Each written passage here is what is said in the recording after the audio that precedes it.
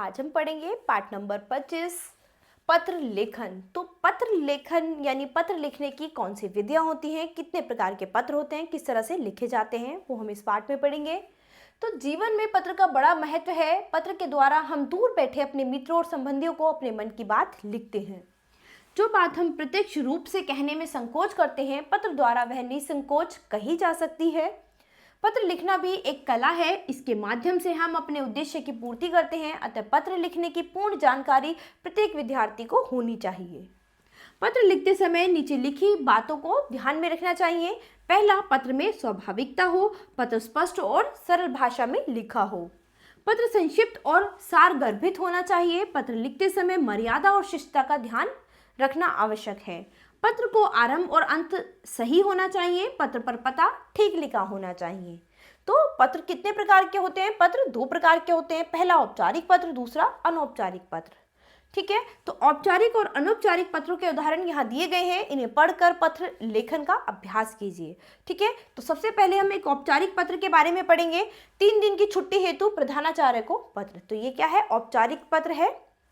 सेवा में प्रधानाचार्य, Republic school, modern colony, alarm road, Kanpur, 3 अक्टूबर डैश। विषय क्या है? छुट्टी के लिए प्रार्थना पत्र। तो महोदय, सविनय निवेदन यह है कि मैं अतुल वर्मा कक्षा 7A का छात्र किसी आवश्यक कार्य से पिताजी के साथ शहर से बाहर जा रहा हूँ। अतः कृपया मुझे 4 अक्टूबर से 6 अक्टूबर 3 दिन तक का अवकाश प्रदान करने की कृपा करें। धन्यवाद। आपका आज्ञाकारी छात्र अतुल वर्मा, अनुक्रमांक 14, कक्षा 7A। इसके बाद कुछ और यहाँ पर औपचारिक पत्र दिए गए हैं जिन्हें आप अपने अभ्यास में पढ़ेंगे। तो आइए एक अनौपचारिक पत्र भी पढ़ते हैं जो अपने सगे संबंधियों, भाई बहनों को आप लिखते हैं। आत्मविश्वास छात्र जीवन में अत्यंत आवश्यक है।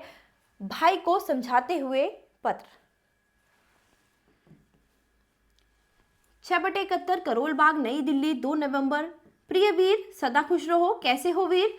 यहाँ हम सब कुशल से हैं। आशा है कि तुम भी कुशल होंगे वीर। अर्धवार्षिक परीक्षा के परिणाम के बाद तुम्हारा निराश होना स्वाभाविक है। जितना तुमने पढ़ा उस हिसाब से तुम अंक नहीं ले पाए, ऐसा तुम्हारा मानना है। लेकिन वीर, इतना निराश होने की जरूरत नहीं है। अभी तुम्हारी वार्षिक परीक्षा बाकी है। तो निराशा को बाय बाय कहो और फिर से सारी उमंग, उत्साह, जोश, लक्ष्य के प्रति विश्वास रख पुनः पढ़ाई में लग जाओ। यदि आत्मविश्वास रखकर फिर से पढ़ोगे तो सफलता अवश्य मिलेगी। शेष फिर माँ पिताजी को मेरा प्रणाम कहना। तुम्हारा भाई मणि। ठीक है, तो ये है अनौपचारिक पत्र जो अपने सगे संबंधियों, मित्रों को लिखा जाता है। और औपचारिक पत्र जो अपने स्कूल, किसी विशेष कार्यालय वगैरह में लिखते हो, वो आपके औपचारिक पत्र हैं।